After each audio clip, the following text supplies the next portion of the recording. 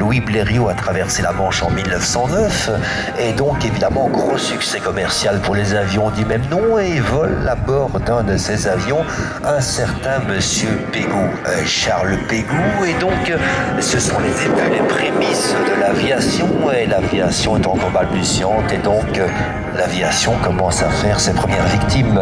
Les pilotes tombent en bas des avions, ils ne sont pas attachés dans leurs avions. Les avions cassent en l'air, les moteurs s'arrêtent, bref, on commence à avoir des victimes. Et monsieur Pégoud s'en émeut. Il se dit, mais il faudrait trouver une solution, quelque chose pour sauver ces pilotes.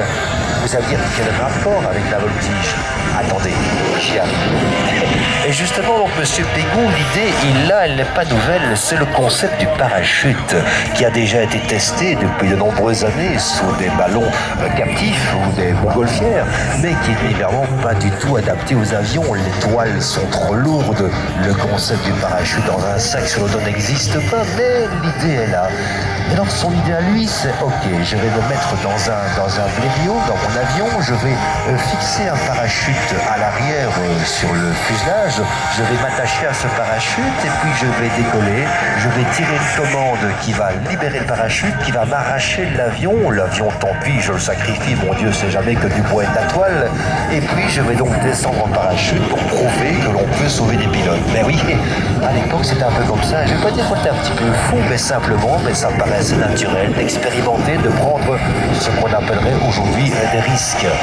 Et donc c'est ce qu'il fait. Alors la première fois ça n'a pas marché, le parachute n'a pas voulu s'ouvrir, il a dû se reposer, etc. Blabla, très bien.